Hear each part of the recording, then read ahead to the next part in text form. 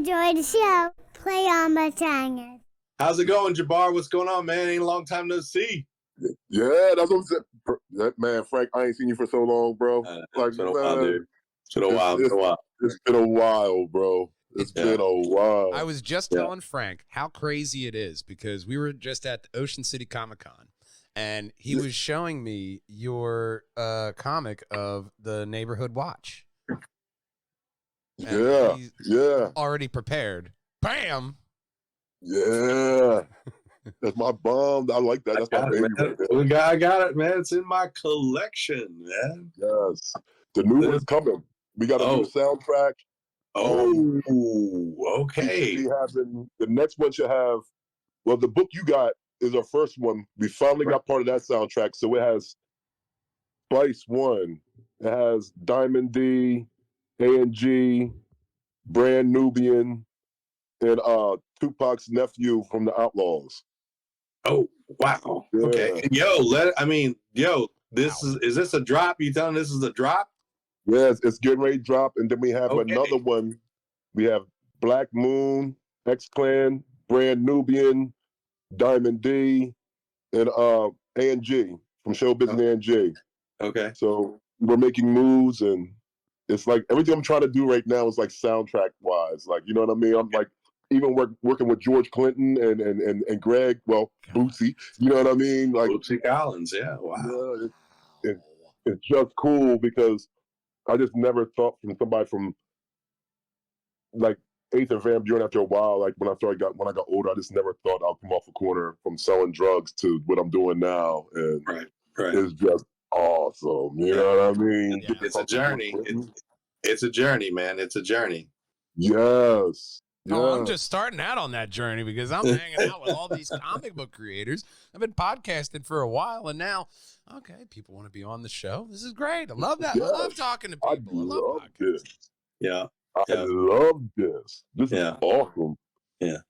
Jabaar's got a big, deep history, in independent comic books of creators of color, the whole 9 yards, a street beat of comic books. So, he's got some history. He's got some tales to tell, man.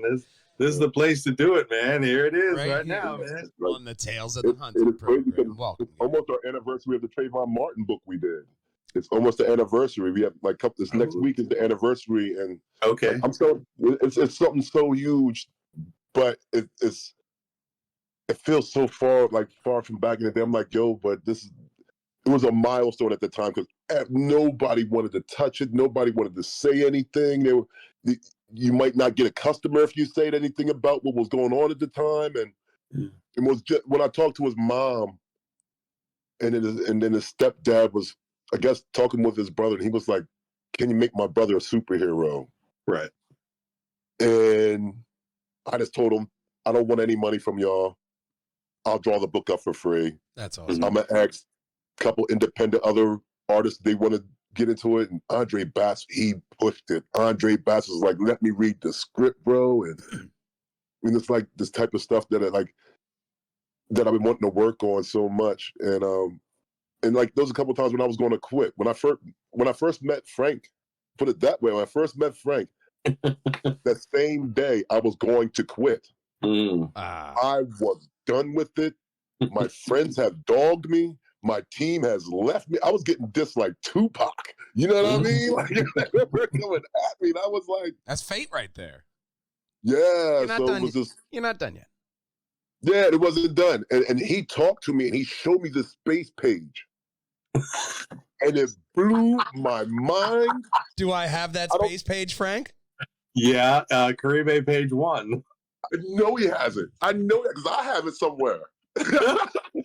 I love his Caribe art, especially his space stuff. I got to write the annual for Caribe, Chronicles of the Hunted, and it's going to be a whole lot more space coming from Frank, especially the stuff we have cooking there. You are going to love it. Oh, that's one. Yeah, that's Blade of Storms. Yeah, there you go. Yes, Blade of Storms. Yeah. I told my girlfriend back then, I was like, "Allison, I want to work with him." She was like, "But you just told me that you're going to quit and you're going to do this." I said, "But that guy has a page, and he has Punisher stuff, and if I could be good, I could make people the color Punisher page. And she was like, just shut up, and I was like, I want to talk to this guy, and I'm so glad that he talked to me. Man, it's no problem, man. Everyone looks like, they can't walk up to me. And I go, man, my mail comes in the mailbox just like everybody else, okay? It looks different, but it's just the same box that they throw, mailbox. He throws it in there like everybody else. He doesn't put it in nicely. He throws it in like everybody else. No, but you can't say that because I have your books. I was like, I gotta say it.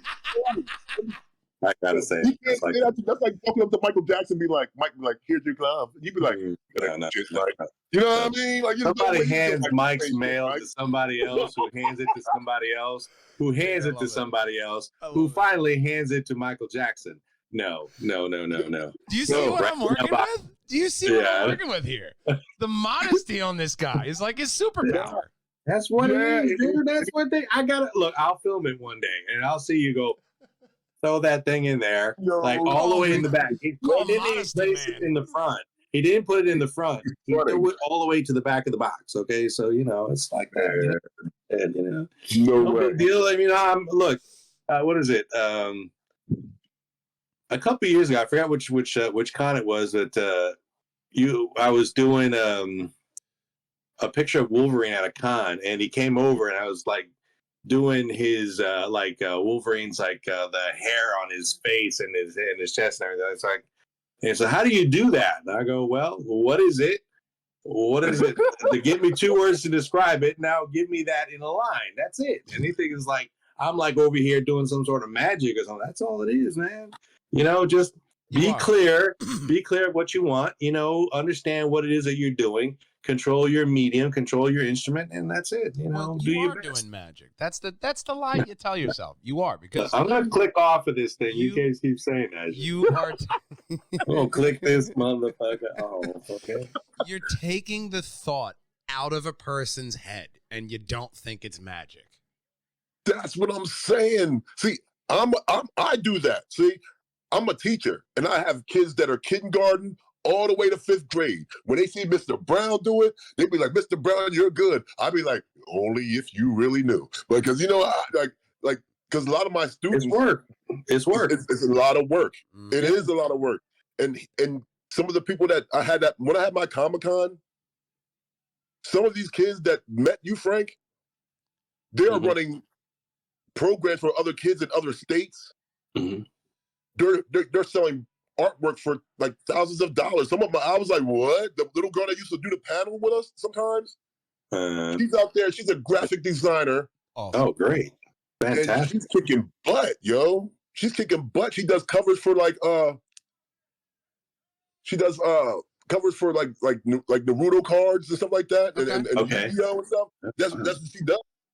And this little girl could do nothing but stick figures. By the time we see her at the Comic-Con, she just exploded, That's fantastic. That's fantastic. Well, that's what it is, like somebody showed me literally. I mean, I really, at a high school art teacher says, well, Frank, maybe you should be a plumber.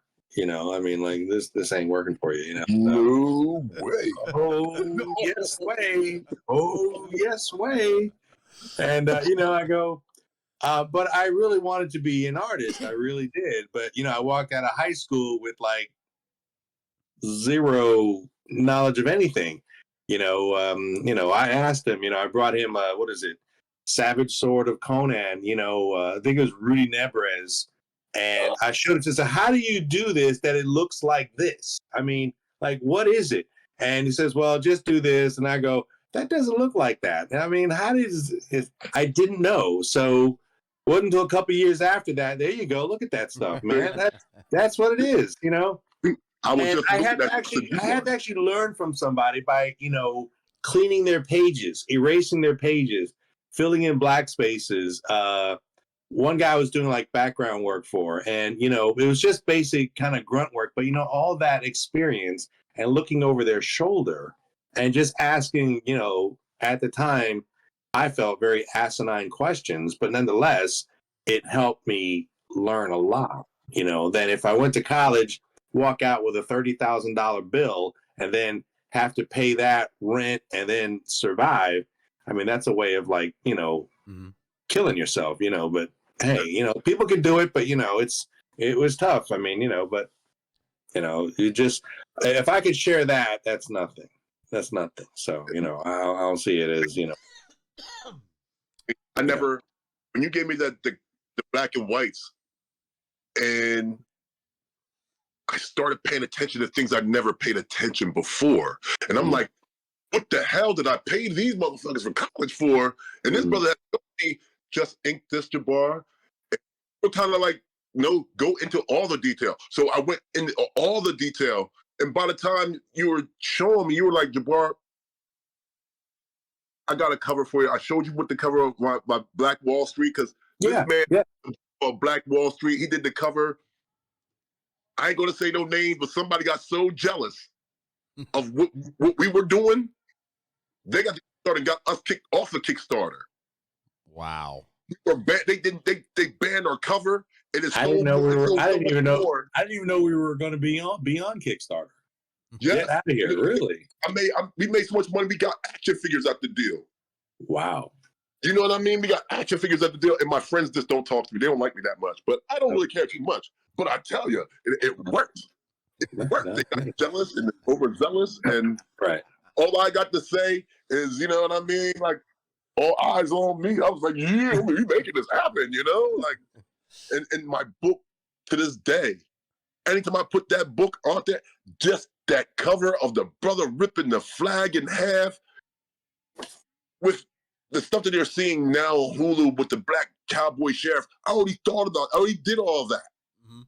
There it is. That one? There it is. Yeah. That one. It has real speeches from Black Wall Street. It tells you signed by the man Jabaar right there.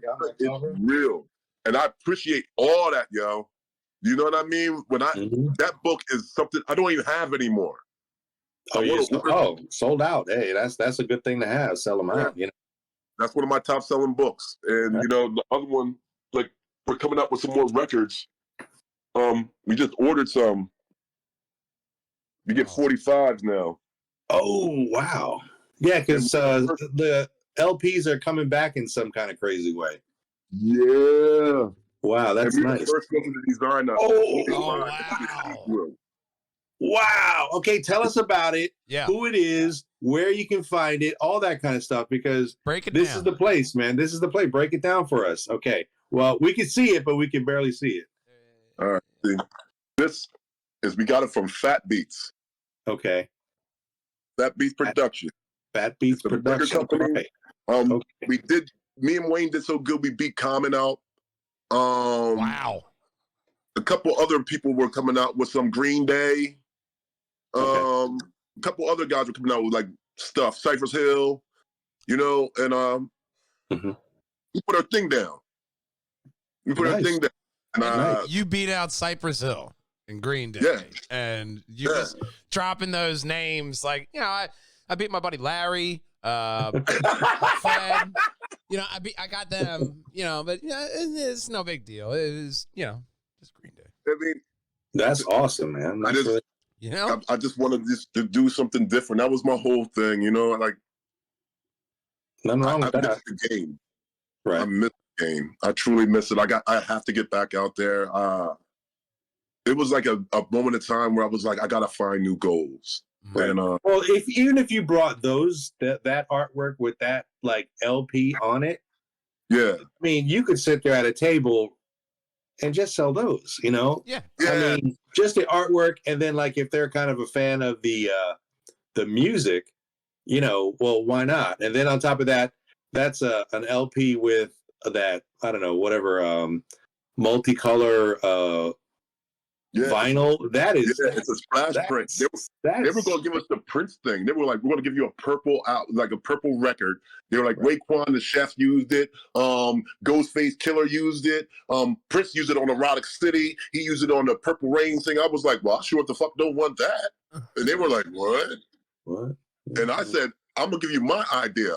So I went on my iPad, I did the circle, and then I just 2 paint thing ideas on it. And they were like, well, what the hell is that? I said, I wanted to look like somebody poured paint on your record. So when it's spit, like paint has been dripping all over your record.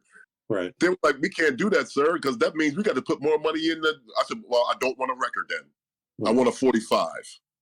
Oh, okay. I see what you mean. Okay. And they were like, nah, we ain't gonna do that. We ain't gonna do that. And like this, I was like, oh, really, huh? That means we just don't have no comic book deal. You signed a deal. You told Rick Rubin and them guys to call me. I did what I needed to do, and you guys are going to, okay, I don't want to do it that way. And they called me back, and it was like, can Sadat X talk to you? And then it was a sold product after that. Good. Did you guys just hear that legend he just dropped right there? Rick Rubin, that guy. I read his book. I listened to his book, dude. And you told Rick Rubin. Rick Rubin would not give a crap about me. There's a difference. 2 out of the 3 people in this box would not be cared about by Rick Rubin at all. And it's weird because it was a summer camp. I was working a summer camp, and the kids were driving me crazy. My hairline has already been murdered to death, right? So they're already driving me crazy. So they're like, I'm getting a phone call, and I'm like, New York? I don't even like New York like that. Whatever. So it called me back again. I'm like, man, fuck New York, man. Like, hello? I'm thinking it's one of my exes or something. I'm like, I might be in trouble or something. So I'm thinking it's one of my exes. I'm like, I hope my girl don't get something like this. I'm getting in trouble for this. And it's like, can you just hold on? We have somebody from Def Jam, and we're doing this and this and that. So I hung up. I've got to pay Foursquare. And they called back again. They were like, why would you hang up on us? For real? What the hell, man? You hung up on Def Jam? I didn't know if it was Def Jam. I thought it was fake. I thought it was fake.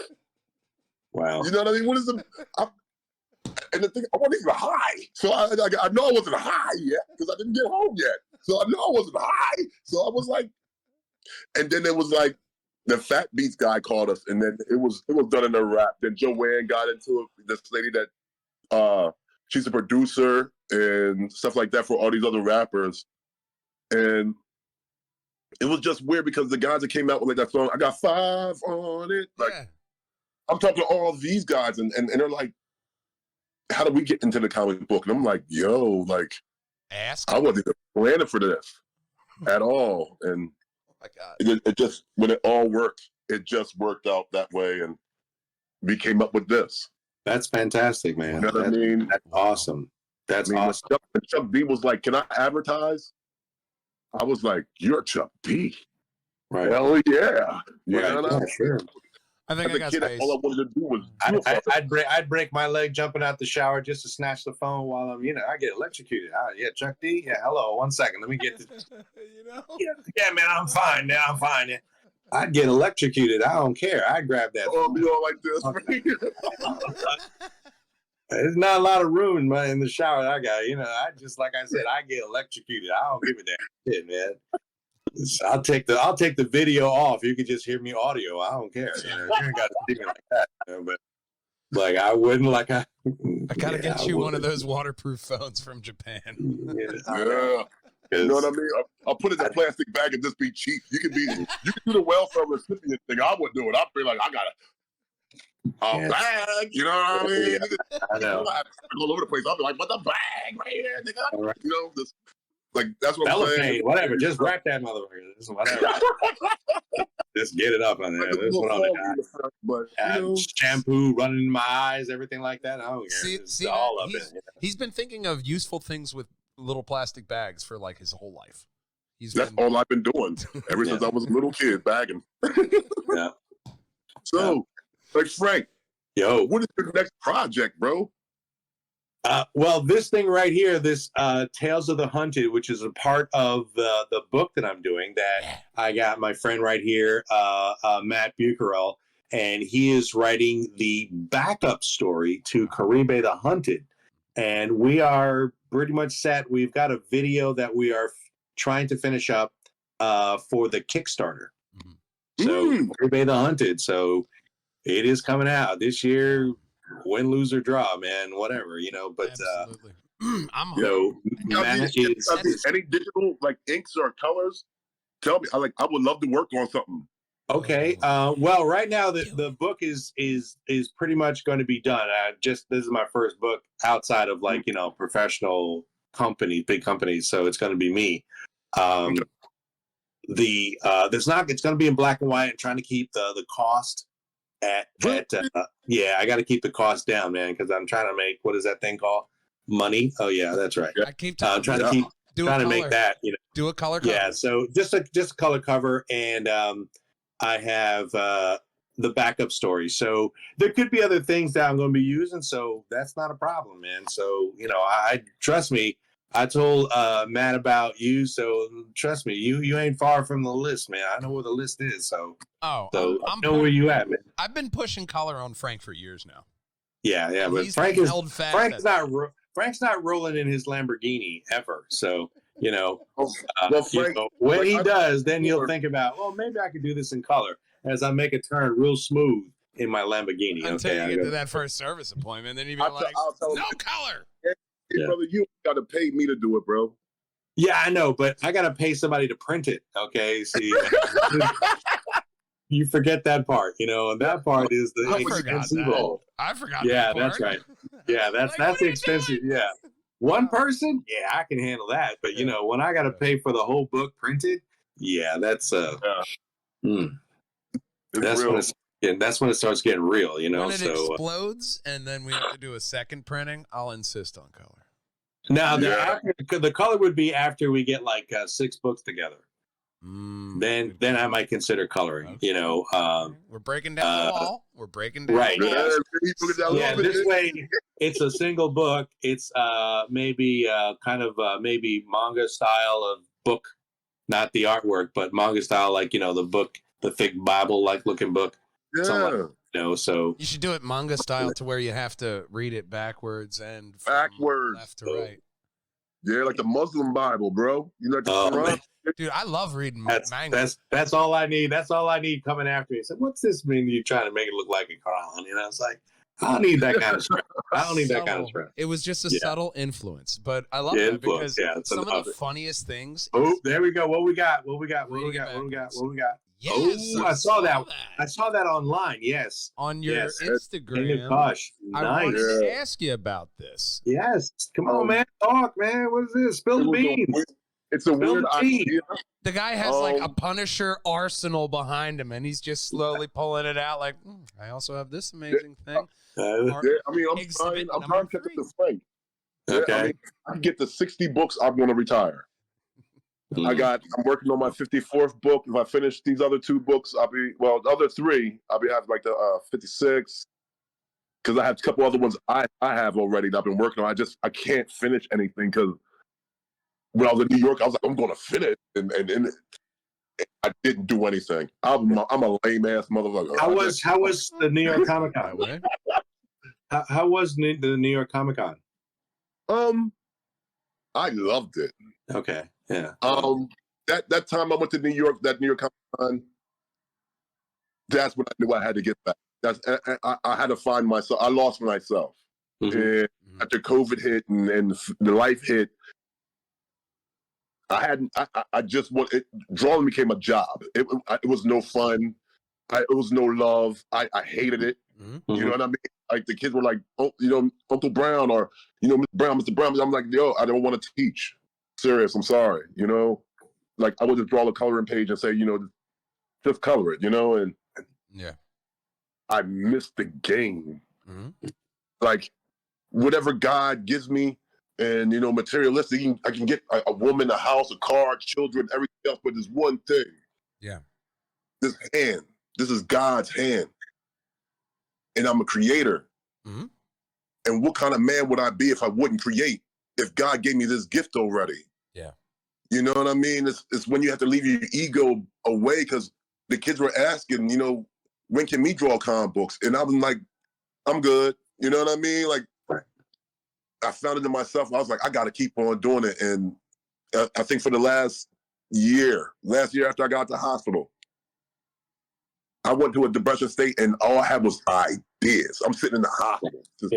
Yeah, and my ideas are just running rapid. I was like, when I get the hell up out of here, I got some stuff. And I created that head book after I went to New York, and Mike Tyson's person that runs his dispensary came in and said, "Yo, I want everything off your table." Oh shit! Oh. And then he said, came back the next day and was like, "How many head books you got?" And I was like, "Probably like 13." He said, "Give me all of them." He said, "Mike Tyson and Ric Flair love them books." Wow. Oh shit! Damn. And I was like, "What?" You're getting them in the right hands. That's Wow. the thing. Get them in the right hands. So I'm gonna go Mike back. Tyson I'm gonna finish it. and Ric Flair. Yeah. Jesus. Yeah. They I didn't know they were needed buddies. your books. Right. Like, Yes. God damn, man, that is so great. That's great, man. Oh, man. That Because is fantastic. it's the journey. You know, we had on Johnny Necro, who is a musician and comic book creator. He came from being homeless. This journey of where you were to where you're at now is something that I find so inspiring. And I think a lot of people do too, because it's that I think everybody's had those moments to where everything is crumbling around you. Your life is just being reset. It's a lot like that common anime trope to where the bad guy has to raise the planet to the ground for the happy new utopia. It's that raising you're in. Like a year ago, I got fired from my job in the auto industry, and I was the auto guy. I have 2 degrees. It was, bullshit of the industry that got me taken out. And then it was like, I don't know. I don't want to do anything. And this is right when we're coming up to the Great Media Comic-Con. And I was one of the founding members with Frank, and I couldn't, it was like a life crisis that happens to where afterwards you feel that fire, and you feel that fire growing and growing. And it's when you start to get that release, almost like the doctor regenerating, and they lit the battery up. Yeah, you start to get that power up, and you're just like, that fire just keeps going. It's that kind of thing. I feel it because especially with Projangers getting some traction now, I feel that fire building and building. And when you're describing that, I'm like, I know that feeling. I can grip it.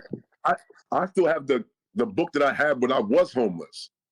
Right down the street from my house, 3 blocks down is where I was homeless at. I walk past there every single day I go to work. I had that book, half of that book is, I created all them books already. I went back, and since I lost so much, I lost my family just about. So after burying everybody, I was like, yo, the only way to make them happy will be create because when I was homeless, all I did is carry around a big bag with drawing books. I would go to Michael's. My bad, Michael's. I used to steal the shit out of everything you had. It was markers. It was books. It was posters. And then I would go right to Captain Blue Hand and go take some of their shit. Because I was like, yo, I got to be a good man to do this. And, I would walk around with my McDonald's smelling like cheeseburgers all goddamn day with some Timberland boots on it and have markers all over my hands. Oh, the Blue Man. The Blue Man Company. I fucking love that shop. And I love them. They just let me sit there and draw, and I was looking at the covers and I was like, because I couldn't afford the Milestone books, you know what I mean? I couldn't afford the Static Shock books or anything, so I would just draw the covers while I was in there, because they wouldn't. At the time, I wanted to open the books up and read them, but they had some plastic wrap over them, so you couldn't even open the books up. Yeah, and it was like, but it's Dennis Cowan because he works on, Batman. He works on Black Panther, but I can't open this book up. It has Icon on the front. It has Static Shock, and I can't open none of this stuff because it has this plastic cover. And I was like, one day, I'm gonna break that code where we just get looked at as normal comic book creators, Where it's just not. We're going to sell this because it's a brown color and something brown happened, so we want to make money off of it. Right. Eventually, you know what I mean? Eventually, MCU and Disney will get past that too. Yes, I mean, when we had Barack Obama, there was no reason to change Spider-Man. I was mad to this day. I will not buy anything with a black Spider-Man. That's not what I came in the game for. That's not my person. That Peter Parker was me. And I'll be damned if they take it just because Barack Obama is the president. You're going to change my Spider-Man, my Peter Parker. That was the little nerdy kid. That was me. Right. That was me with my mom with the dog. My dad died when I was 15. So you're going to take something just because a president is black? No. Right. You know what I mean? Like I tell the kids, It's the wrong be intent. creative and create your own. Yeah. Yeah, true. Create your own. Yeah. I mean, you can't control what they do with their own. I mean, that's a multi-million-dollar enterprise. You can't. You can protest. You can say, I don't really appreciate that. That's nothing. But You make didn't your own. watch the Marvels in the theater, huh? Bet you Yeah, when we I drop know. it, you're gonna watch it on there. Yes, Disney, Right. you're right. I will. That's why I pay you. Right. Yes. Yes. And that's Mhm. why that's why when Frank was showing me different things, I was like, maybe I need to be more open-minded on a lot of other stuff. Mm. And I think my friend Eric Cooper was running the Comic-Con at this time. Oh, yes. The one that he was, the first one that he had in the city was like the second time that I met you. The first one was at Heather Reed's one in Lowe's down in Maryland. That's the first time I met you. And I think you were there with your wife, if I recall. Yeah. So that was, So yeah, it's like, it was precious, man. That advice you gave me, like last month changed my life. Like I got God in my life a little bit now, more than ever. Mm-hmm. On a real deal, thank you, Frank. Hey, because there was a lot of days in that garage when I just didn't want to keep going at all with anything. Yeah. But you gave me hope when I came back to that Black Wall Street book. Okay. Well, I'm glad. I mean, I had fun designing it with you, putting stuff up. I mean, I look at it now and I look at the black and white, the original cover of it, and I just see, all the flaws. That's what an artist does. Unfortunately, I'm critical to the point where I'm almost destructive, but I am. I had to be. It's like when I see him ripping the flag, I go, is he really ripping that flag? It doesn't really look like he's ripping it, and I go, that's me. That's my process. That's my head. That's my head. Crazy because it's the best drawing I ever, to me, that's one of my top 5 drawings. I'd have to say I've seen a lot of covers, but that's one of my top 5. Right. I do my research. Out of Marvel, DC, all that shit. Dark Horse, all that. I do my research on my guest, and literally, I type in your name, comics, and the first thing my eye latched onto, as always, is that man's artwork. I see that cover. Yeah. Not even knowing up until he dropped it right before you got on this podcast, which will be in the end credits. That was his artwork, and he just dropped it, and I was like, I'm saving that kernel of knowledge. So find some new prints of that book, because you're probably gonna be selling out, second printing, so. Yeah, that's what I'm gonna put I get paid tomorrow, and that's one of my main goals. I gotta do it. You know what I mean? I was supposed to take wait for the orders to come in and say, hey, this thing. Because wait for them cons to come along and where's the next one you're gonna be at? Yeah. I don't want to find you. But the thing is, see, I still do it I still sell stuff out of like a rapper would sell tapes out of a trunk. I'll put 2 book bags on, fill my book bag with comic books and shirts, and I go to all the barbershops in Wilmington, east side to west side to north side, and I drop it like I'm selling drugs. If I could sell you some bad drugs, I know I can sell you literature and beautiful art. You know what I mean? All the better, I know I sold you this, but get ready. This one you can take out in public. Yes. Yeah.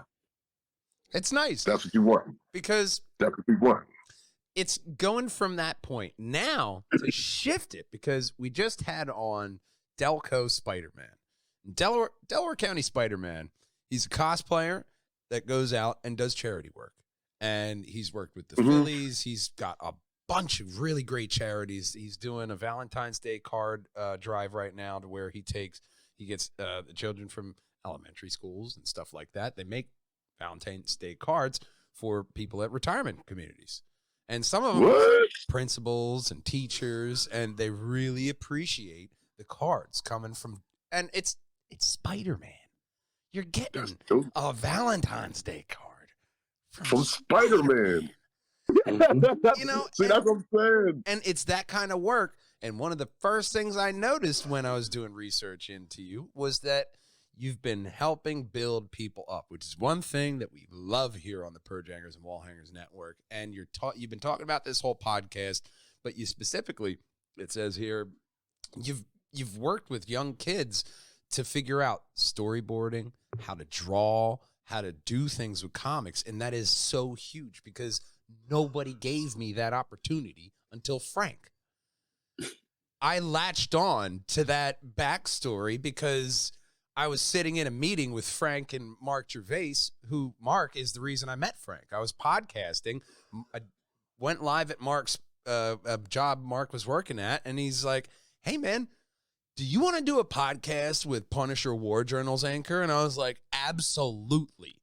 And I have never I've never left him alone since. Hey, Frank, want to do a podcast?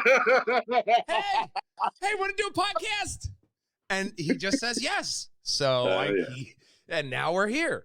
But here we are. I was in a meeting with him and Mark, and they were talking about something, and it was like double dutch. I knew I had to jump in, and I forget what I said, but he said, Matt, are you telling me you're a writer? And I was like, yeah. And that's where I got this to tell the story of the Tishon Queese. He gave me a synopsis. He gave me my fence post, and he was like, go. And I tell him an idea, and he was like, well, that's great. Fit it into this and go. And I was, but Frank, and he was like, write it. I pestered the shit out of him.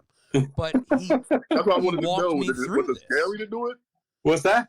It was. Because I would have bitched up. I was like, I don't know about writing this, Frank. You know what? I would have do a snort. I don't know, Frank. I don't know about doing all that. I said, handle it, okay? You know, it was scary, but handle it. You know, it was handle it, okay? You know, it's like one of those. That's it. That's all I got. One of those opportunities that pop up in front of you, and you just realize, like, hey, this is a golden kernel. You want to nurture this. And that's what an idea is, because anybody could see a golden kernel and they're like, oh, this is really awesome. And they set it down and forget about it. But the person that gets that to grow is that person who's nurturing that idea. Just like that thought bubble and the thought gremlin takes it away. You weren't nurturing it. And being able to teach a child, look, this is how you do this. That says monuments to me because nobody taught me how to do any of this. I had to teach myself. And having someone there to where if somebody would taught me as a kid, like, you can do this with your art instead of just doodling in your textbooks, maybe I would have been an artist because I would have been nurturing that talent. Or you were a lawyer if you did your homework. I could have been a lawyer too if I did my homework. That's Big Brother in the background. And that says to his name because he knows I didn't do my homework. He was like George Orwell Big Brother when I was a kid. So it's a literal and figurative nickname for him. That's great. Like the only reason I got into comic books was my brother, like my dad had George Clinton albums, so they had Sir Knows a Funk all over everything. So I would trace over everything. I remember that, yeah. And my brother would have these 4 books. I'm like, this girl is badass. And he just would just ignore me, and I'd be like, yo, this girl has this blue outfit on. She's smashing people with the hammer. And he's like, why do you keep calling it a girl? I'm like, because he got a dress on. And he's like, but look at the muscles.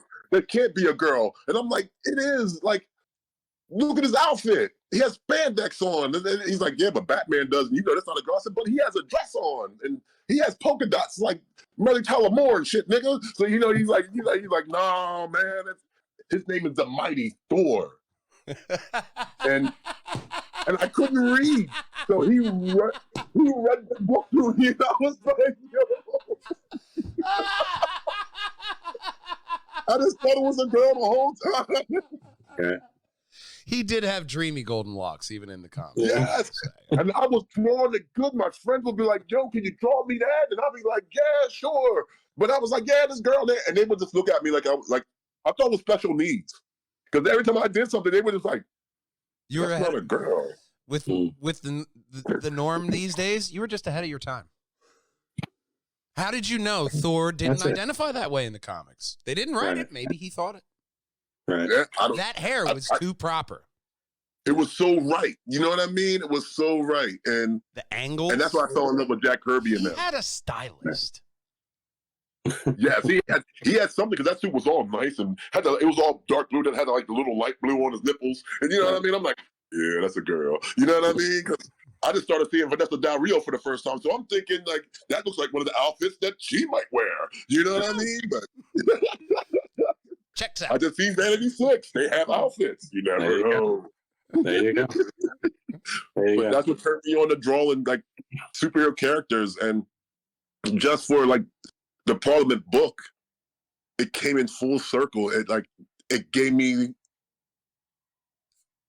after what happened after I tried to do to myself, just getting that phone call and they said one of their artists just died that used to work on all the albums, and they want me to take the place of that guy to do the stuff. Oh, wow. It made me want to live. It made me want to get stronger. It made me want to get my mind right. And I had to protect my temple.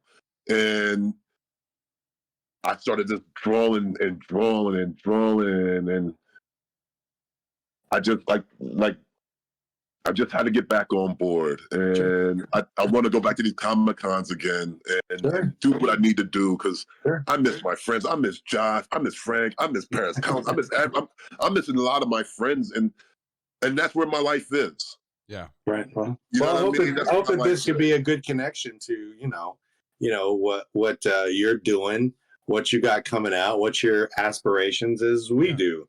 Yeah. Like I said, I'm venturing into, the penciling part, the inking part. I mean, the inking part I've done, but the writing part as well. And, that's me stepping out on a limb. And, if I'm going to step out on a limb is a nice man. I'm stepping out on a limb, and, bringing Matt with me, and I just said, just write it, I says, but Frank, I said, look, you want me to call you 3:00 in the morning, ask you every 2 minutes, what's this? What did you mean by that? And of course, no, but just write it. We'll fix it. We'll write it. I'll tell you that. We'll fix it later. Yeah, I know. I'm not getting a call. I says, you didn't want me to have you calling you 3:00 in the morning. What did you mean by this right here? Snatching the phone off the nightstand, and I go, yeah, because I'll be awake.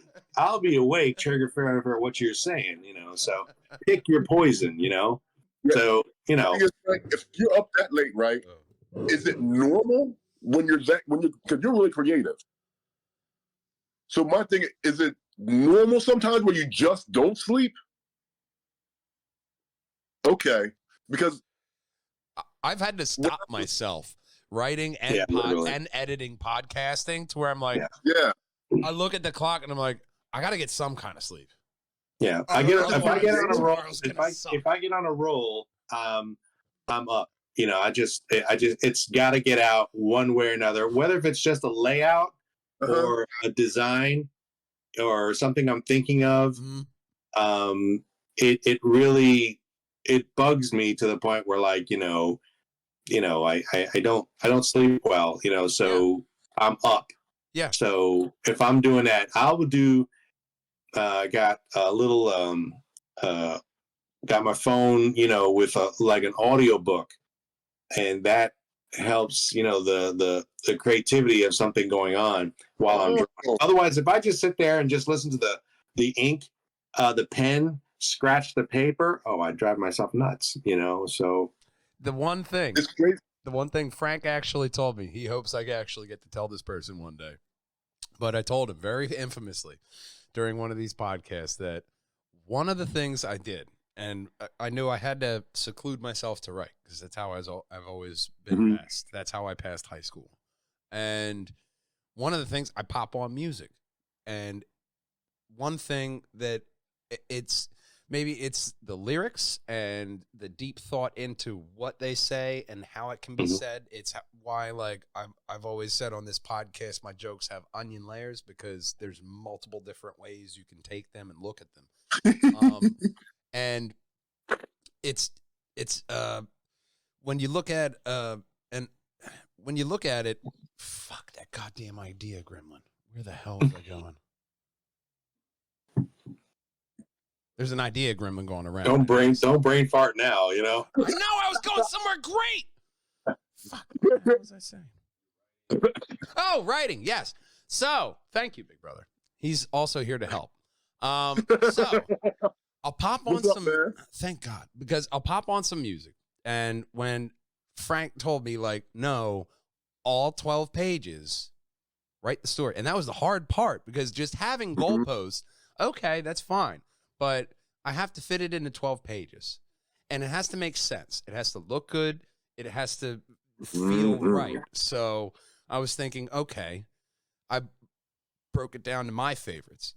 My favorite, Star Wars and the original trilogy. So I thought, all right, I got to have my arcs, but I have to have my overall arc in these 3 sagas that I'm telling.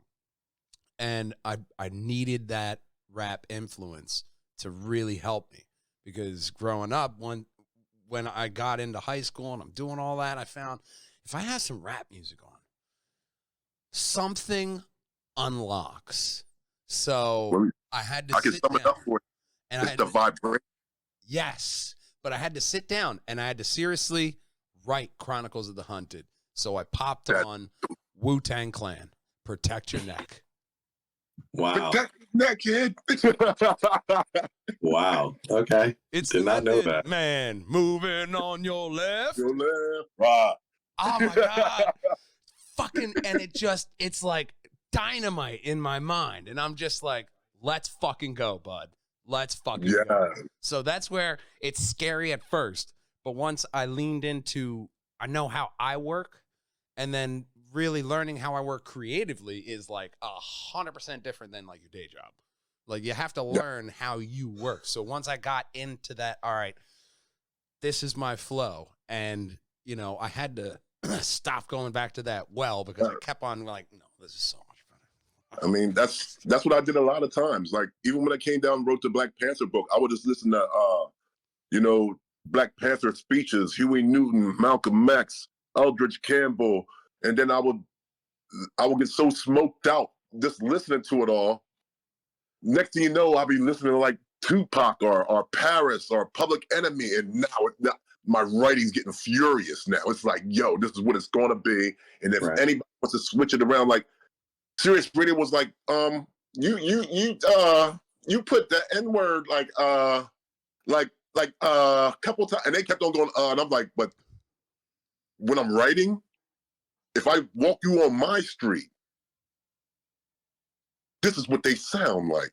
Right. Yeah. Right. I said, if you guys make hip hop music records and you're telling me what I'm saying is something that kind of disturbs you, you shouldn't be making hip hop records.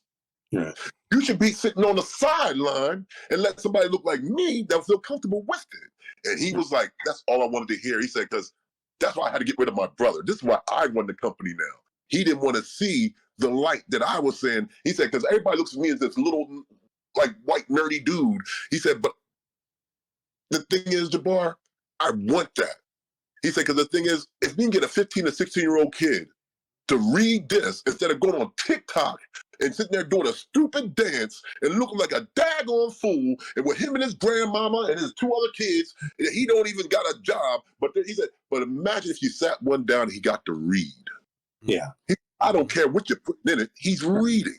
Right. If he can read over, he said, make it more than the 8th grade reading level. He said, because I've looked and my friends have told me a lot of black kids don't go even past the 8th grade. So if that means if you make this book over an 8th grade reading level, you have got a 13-year-old kid reading wherever what he's supposed to be.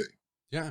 And I was like, I'm going to drive it down your throat. I'm going to take my agenda and then shove it down your throat. That infamous quote of comics are a gateway to literacy.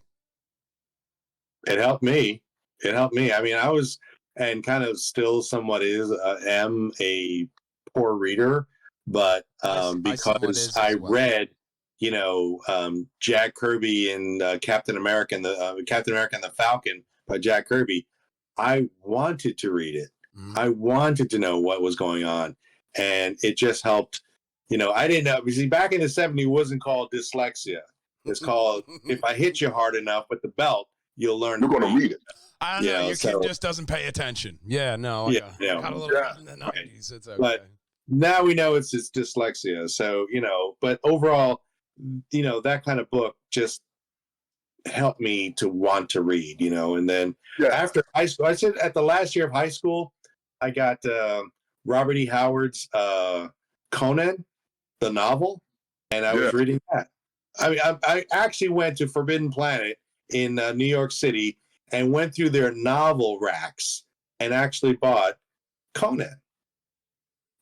I'd never bought a novel myself, but that's when I started reading novels. Is that like the VHS equivalent to going behind the beads? Like I went to the novel rack. Yes, almost. Because they had everything. They had comic books, European, American, independent, art books. When you go upstairs, action figures, everything. Yeah. When you go upstairs, it has all of that. So like, it didn't make, like, I went there the first time. My ex just took me up there, and it blew my mind. She was like, "What's wrong?" And I was like, "Because this is what I always dreamed about." Mm-hmm. So this is one of my goals before I die. It was bigger. It was bigger in the 80s and 90s. 80s, it was big. It was upstairs and downstairs. Yeah, so that's what everybody was saying to me, because I was like, downstairs. I said, why can't we go downstairs anymore? They're like, that doesn't open. See, what you were just talking about, Frank? Yeah. See? Yeah. I had to get the black and white. Yeah. Because I wanted to see. That Salvasema? Salvasema? Yeah. Yeah. And it helped. Just going back. And it's just funny because you just said the Captain America thing, and that's what that book is. Right, yeah. All 20-something books in one. And like I try to tell my ex, I was like, yo, she was like, well, why don't you just get the normal color? I was like, I don't want color. Yeah. You don't understand. A real artist, we want to see the black and white. Mm-hmm. And I said, it's funny, yeah. Yeah, and she didn't understand. And I'm trying to explain to her, and I'm like showing them the Conan books that I'm picking up, and she's like, they're all old and messed up looking. I said, I don't give a damn if they're old messed up. I said, look at the inside of the inks. Yeah. I said, and the big, huge thing that people don't even understand, I started loving Africa after reading these books. Mm-hmm. I started loving myself. I was like, yo, he's over there in Africa. Every book is just about, he's in Africa. Mm-hmm. He's always helping the slave out, doing something. You know what I mean? And the slave is helping him. Next thing you know, they're fighting a snake. They're cutting the snake's head off, and he has a badass female with big-ass boobs on it. He just got boobs on his mouth. You're like, yo, that's tight. You know what I mean? And that's why I said, like, and I'm trying to show her everything. And she's like, I don't understand any of this. I don't understand. And it's from an artist's point of view, I'm like, I learned so much from all this. I grasped all this, and it made me what I am today, you know. And he just couldn't, you know. When people don't have anything, they have no aspirations. They don't have any goals or no dreams. So you know, they like, I love you, but god damn, you're a dumb motherfucker. But you know what I mean? Like, I just said that last podcast. Most of my friends on Facebook have zero aspirations and goals. Zero. I'm calling you out, hard. All of you. And so you have to leave them motherfuckers alone, because I was realizing, like, I was going to retire from my job. I didn't want to teach kids anymore. I didn't want to pick up a pencil anymore. Mm-hmm. I was going to stop drawing. I told George Clinton I didn't want to do it. All of them, and they kept on calling me. What are you talking about? That's not even a sentence I want to hear right now.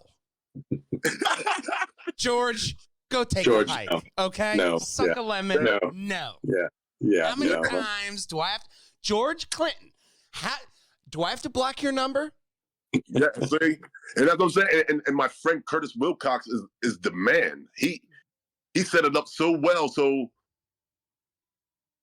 he was like, Jabaar, if you ink these books in for me and color them, you can create your own. And I was like, so you want to let me work on Sir Knows a Funk? Funkenstein. the dogs, while the dog chased the cat, I get to work with all. I get all Aqua Boogie. I get all that stuff.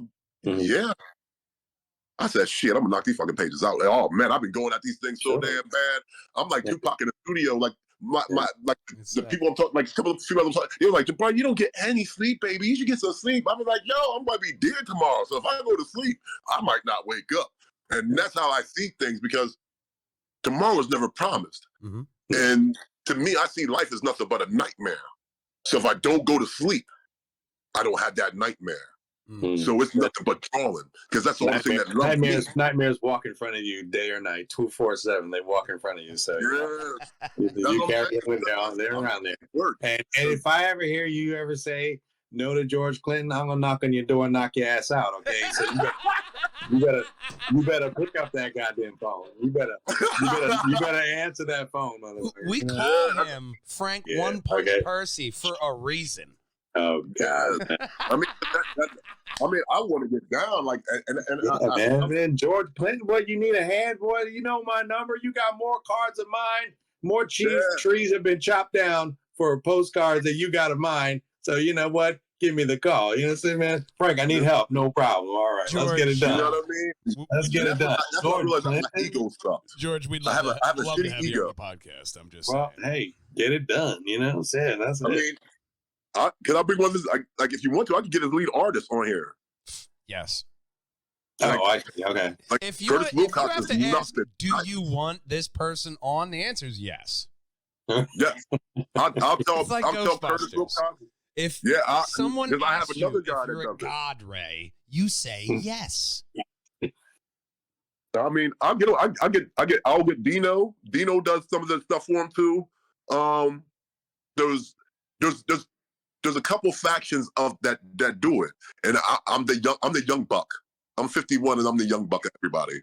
Oh man, and, getting them on Discord would be great. Yeah, I think it's just cool that I'm the young buck, because I didn't think they would let me even touch stuff. Mm-hmm. You know what I mean? Like this is the stuff that I seen when I was a kid. You know what I mean? Like, I'm like, I love George Clinton, but I'm like, George Clinton even worked with Prince. I mean, I'm putting everything together in my brain, and I'm like, I'm drawing a cartoon of George motherfucking Clinton. And I'm seeing the star glasses, I'm like, that's Bootsy. You know what I mean? And it's like everything came in full circle. As a kid that had seizures, I wasn't allowed to go out and play all the time. And I just really couldn't adapt to any, like a lot of kids. And I had a cool friend named David Ziegler. And like everybody else had, like they did everything else. But this one kid, David Ziegler, we used to trade comic books. And we would go to 7-Eleven, they would have like 5 books in one and stuff like that. So I would get one of the big Conan books and then shove these other motherfuckers in there. You know what I mean? I would have like 8 or 9 things. And even this book is really, really heavy. I mean, don't worry about it. Don't worry about it. And then one day he pulled the book out, put it in it, and all the other books fell out. You little motherfucker, you stole this. And I was like, no. And my dad came and he beat me in the store. He beat me in the car. He beat me when I got home. My aunt beat me and everything. They were like, why are you beating your son like this? Why? And my mom came home. She came home for the mat, like, you're killing him. And he's like, yeah, but he's still making me look bad. And my mom later on, she took me to the side and was like, why would you do this? And I was like, because David has all these cool books, and I want them. I want them bad. I don't care how I'm going to get them. If I can't go out there and play with everybody else and I can't be included, well, goddamn it, I'm going to get attention. And I don't know how I'm going to do it, but this guy, Jack Kirby, he means more to me than your Martin Luther Kings that y'all talk about every single day. So I'm not going to fit into your box. And they were living. I got a beat for that. You know what I mean? And I said, no, I don't care how bad you beat me. I don't care what you do, but I give a damn about having a dream. My dream is that. Right. It's Jack Kirby. And they was, this is Black History Month, son. And what do you want to be when you grow up, Jack Kirby? You shut up. What do you want to? You know what I mean? What do you want to be when you grow up? An old white guy? Look, nobody's done that guy, since Michael Jackson. You can't do that. Oh, dog. You want to be Earl Campbell? Hell no, they beat him up real bad. You don't want to be like Muhammad Ali. You want to be the first black president? My dad said, if he become a black president, they're going to kill me the first day. So I don't even want to become that.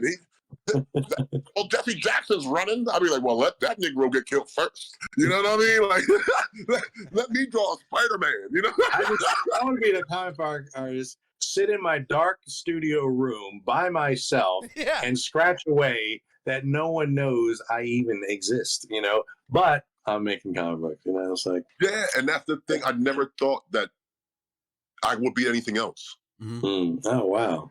I never. Well, I know I wanted to be an artist. I wasn't quite sure what it was. You know, after getting, I mean, it wasn't going to be I wasn't going to be a novel writer.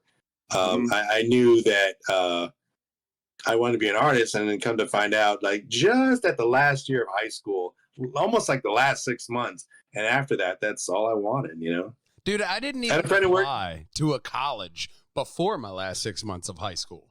Nobody even talked to me. What do you want to be when you grow up? I don't know. I didn't know what I wanted to do until my girlfriend at the time, my ex-fiance, said, you're going to school or you're getting a job. Right. Pick. Right. That was my guidance. A foot in the ass. That actually says a lot about my life. It was pretty much one giant foot in the ass. Maybe the title of my autobiography. But hey, you need it. Welcome to the club. Damn right. Damn right. Like, I went to Art Institute in Philly. Oh, nice. And at this time, Spawn was going to go on HBO. And at this other time, they had something called... they're working on some story that they're trying to do some 3D stuff, and they're trying to make this little cowboy and some astronaut escape out of this person's house. And I'm like, that sounds really cool, but I'm not doing some crap like that. And they're like, it's toys though. And I'm like, that sounds whack. And I'm just, I'm for doing a 3D shit. Fuck are you talking about Toy Story, motherfucker? What the shit? But at the same time, they're like, Jabaar, you're good at what you do.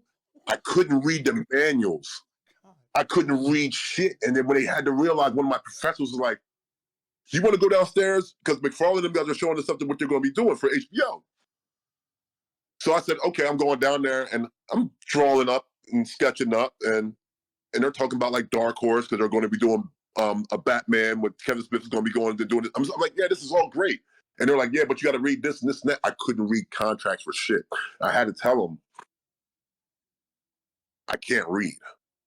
Okay. I have dyslexia. And the thing was, just like what you had, that's where the abuse came. Mm-hmm. This is where I was getting beat up by my dad all the time. Yeah, well, that was the 70s and 80s. I mean, like that was normal. It was the thing. It was the thing. It was not the understanding of, well, why isn't this kid reading at the level that he? Nobody asked why. Right. It was just nobody asked why. You know, act right.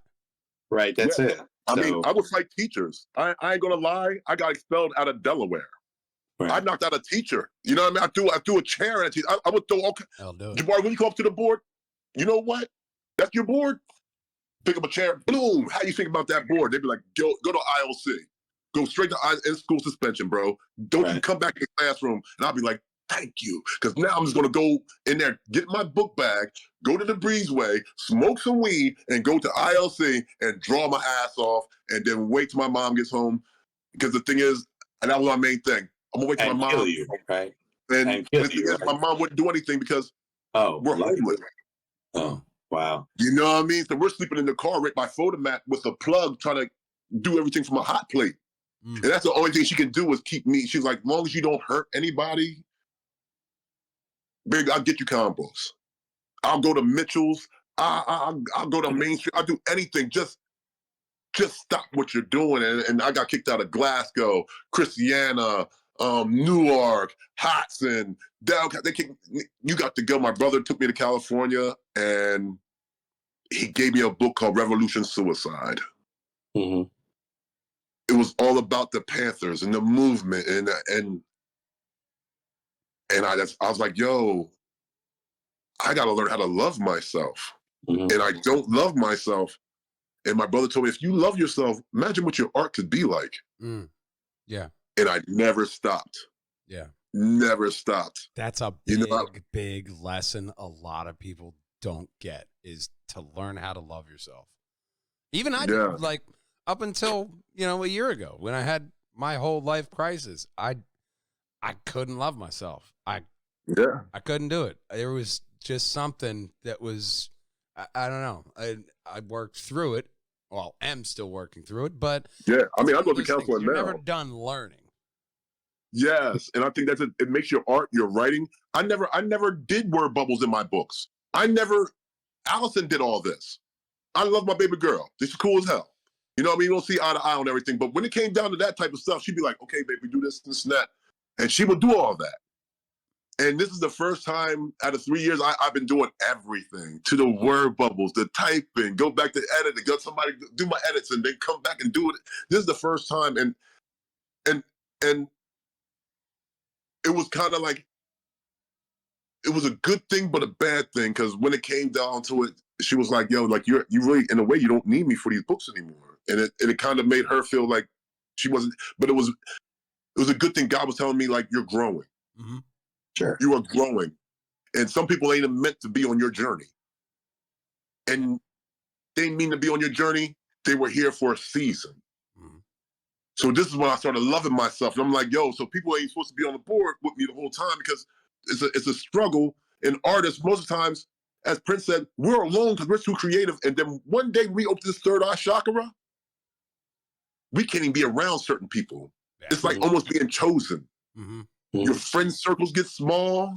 People start talking to you weird. People start dogging you out. The friends that you used to have, they ain't shit no more. The new people that came on, they will be your cool for you a little while. Then you realize, I don't even want these motherfuckers around me. So you just start isolating yourself. And now you're writing stories and you're like, I like this. And then you're speaking to your microphone like, I want this to happen, this and this and that. And it was like, as artists and creators, we have to understand, when God gives us this gift, yo, keep using it and keep using it, because the thing is, there's a lot of people out there that don't have a chance. When I almost lost this arm that I draw with from shoulder down, I can still write and draw with this hand.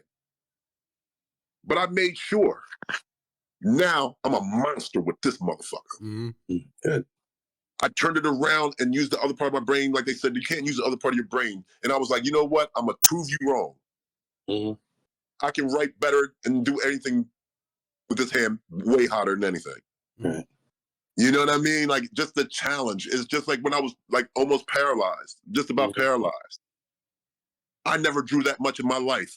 I think I think I got a shroom one day, and I think I went downstairs with Phoenix, and I told Phoenix, I said, this is a bad guy book, and I want you to do this. And it took us 2 days to do a whole book.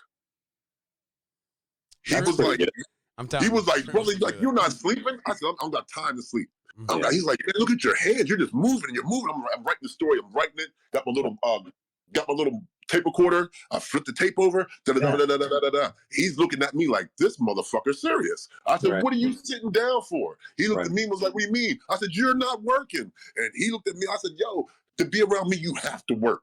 Yeah. Right. If I work, everybody has to work. And that's what made me realize, like, sometimes I can't do it with a team because they're not hungry as I am. They're not ambitious. They don't got the goal driven, and they think, well, this is like all my teams. Just about, they don't realize, yeah, life hits, Mm-hmm. but you still have to draw. Yeah. You still have to create, and if you think you don't, that wasn't for you anyway. Right. Well, that's You know, That's true. You know, Yeah. but if you just hit the pedal to the metal, around the people around you, and you say, keep up or I'll leave you behind, it's a lonely road. Mm-hmm. yes. So Phoenix knocked that sometimes you really have to actually just, check your pace. As long as you got a steady pace, Mm-hmm.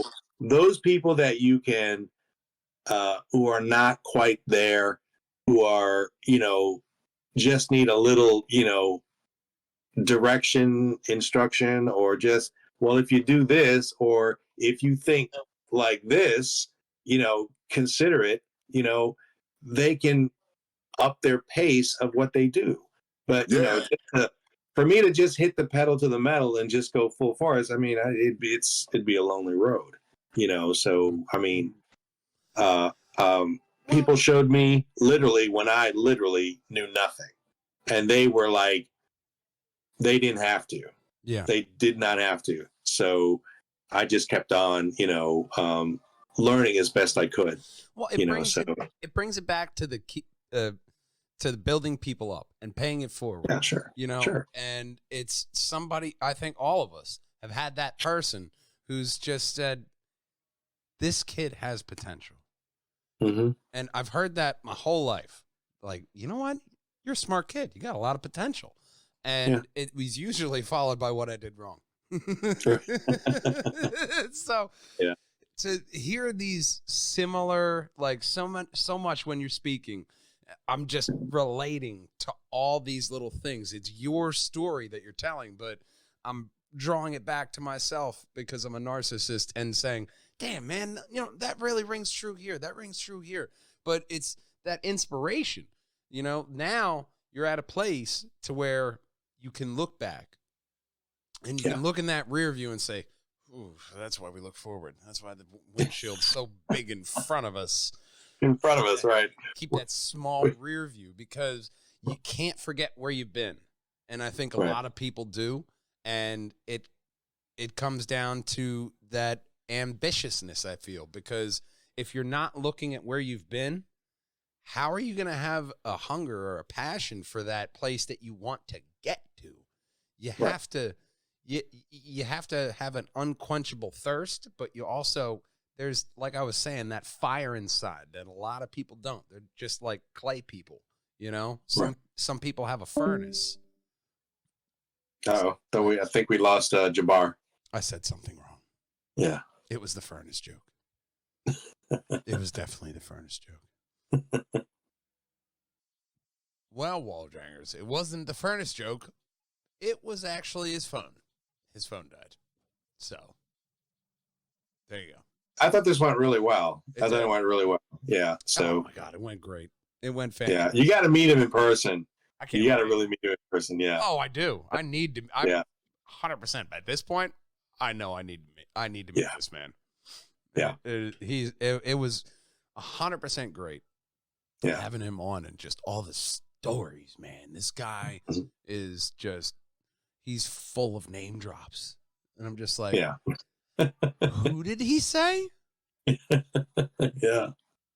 Oh my God. He's got some connections. He's got some serious connections. He's in that,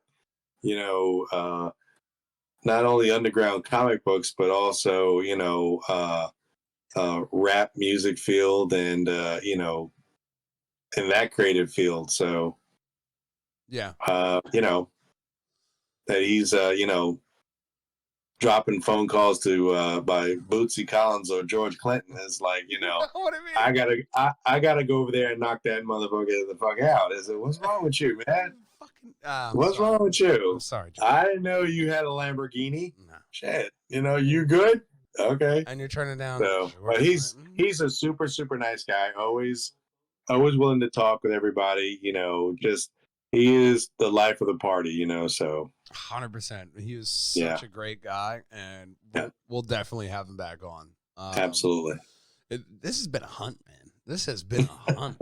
I mean, this has been a find. Oh man. I mean, if I didn't have to pay, it would I'd be searching into the dropped call. We'll look into that later. Oh man. But I still have to end off this podcast the same way because we need end credits with Tales of the Hunted podcast, gang. I am your host, Matthew Bugrell, the Matt Man, my co-host, Frank Percy, and we had the great and powerful Jabaar Brown, man. That was such a great interview. I loved having him on. Not sure what technical snafu popped up, but the gremlins were definitely out in full force. I fought off my thought gremlin, and we want you to fight him off until we meet again here on the next hunt, because we love you, we miss you, we want to see you then. Game on, boys and girls. Bye-bye. Bye. Were you the guy? You were like, oh, look at this.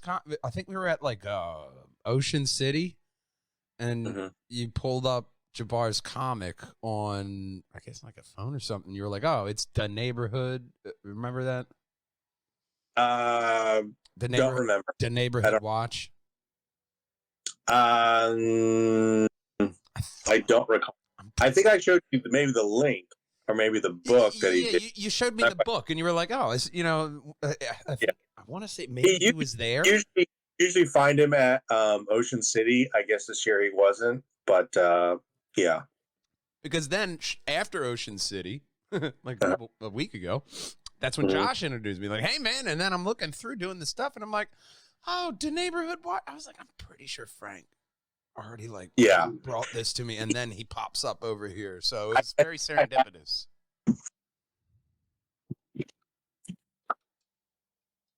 Pristine right there, man. Yes, that one. Yes. 100%. Yes. And we did another book that I did the cover for. It was a bit of the commemoration of the burning of Tulsa in 1920, and I offered to do the cover for that piece, and I have that one here too. All these goodies, and he's attack, yeah. Attack. I was looking at that. It's a Attack on Black Wall Street. Yes. I did the cover artwork for that, and he colored it and production. So yeah, we've done some stuff together. He's a nice guy, super guy. So it's awesome, man. I was looking at his stuff, and he the Delaware's Underground Comics, and then Wilmington. He's at. He was also. I saw he was also tied to. Where is it? Yeah, Delaware's Underground Comics, and then there was like a Comic-Con. I think he was linked to. That was well. It was like before COVID.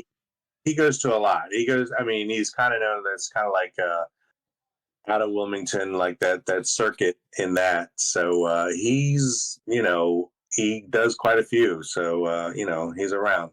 Oh, it was about his work with teaching children. Yeah, he does work with kids in the I guess the Wilmington area. Exactly where I'm not 100%, but he does do that. He posts a lot of that with the kids in the area. Yeah, they teach them how to do storyboards, creative writing, character design, and copyright. And he wanted kids to realize he said, I want the kids to realize our time is up. It's their time, and they have us as backup, which is awesome. Just that, hey, yeah, you got this. No, look back. Nah, go that way. Yeah, kind of a thing. Right. I always like that kind of mentorship. He has seen the link, paying it forward. Yeah, he's seen the link, so I'm sure he'll join us in a little bit. That's why I like having it 7:30-ish. We do have a nice little time for end credits. Sure. Interesting quote they have here. As I'm reading further in the article, it said, Brown said of the comic book industry, females are only 4.2% of the business.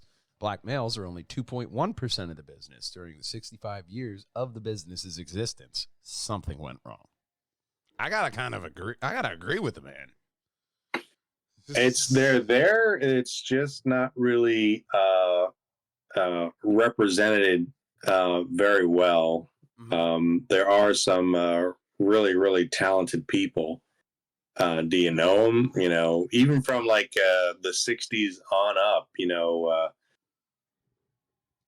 it's not been a very populated type of thing, but they are there. Yeah, it just takes a bit of looking, which is unfortunate. But you go into the comic book shops, you see people Everybody. of color in there. You see them buying, so you see them as consumers. So I'm sure there are creative people that I already know, but there's so many more. Well, absolutely. It's just like the journey we've been taking through Tales here, just seeing all the great people that we've met, as well as the great people we are gonna meet. Because let's see, future podcast coming up here, gang. Is let's see, we have podcast with the Great Media Comic Con. I'm going to be doing a podcast with Mark, promote the con. Awesome. And then obviously I'm going to be reaching out to the Ocean City Con guy. I want to have him on. James. Yeah, we're booked out like a month, man. I have like that's a good thing to be. That's a good thing to be. Well, it's a good yeah, problem, that's a good problem. But it's also the returns on the back end, giggity. The last podcast we did with Jim Cantonelli and Johnny Nacro was at 58 views, which beat the Mark McKenna podcast. All right. Which went to 44. Currently. Right. Yeah, we gotta get them to click and subscribe. Yeah. And the big thing is also that they're going to our website. They're going to, I see people going to the Spotify, going to the website, going to the YouTube. So I'm on Great. And the flow is coming in. And that's where our guests are going to speak for themselves, because I talked to Brandon Spicer. He's obviously willing to come back on. He also spoke with his brother. His brother's a little bit busy now, but he said to Brandon, "Hey, I'll let you know when I'm free," and he wants to pop on. So I figure we'll have Brandon and his brother. Perfect. I was also thinking about reaching out to Matt and his brother and getting the brother podcasts. Getting a couple of them in there, the brother creators. Sure. Because me and my brother have been creating for a long time. Since way back when in the 2001s. So it's one of those things to where the guests we have coming on are great. I was talking to Chris, and he led me to Chris Castle, which he has his own podcast, to where he talks to people, and it's a really good. I gotta look it up real quick so I don't fuck this up. Castle podcast.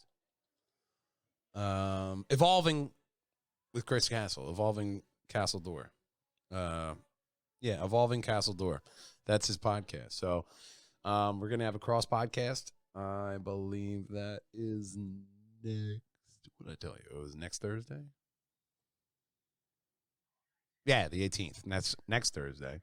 And then we have Buzz Hudson on the 21st. So I told Russell, Stephen Russell, that we're available after that. And like I said, it's a good problem to have, because it's a very good problem to have.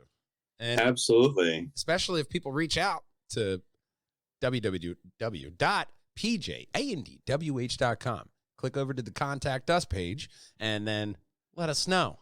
What do? You a comic artist? Are you a writer? Are you an inker? Do you have a film that you made? A colorist? Hey, there, don't let them go. A letterer? Hey, don't let them go. You want to talk to the letter guy? I mean, I'll talk to everybody. Why not? Sure, there you go. Letters, colors, absolutely. Numbers, whatever. Right, there you go. Until then, game on! Bye.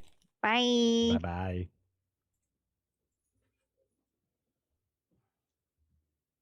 Bye.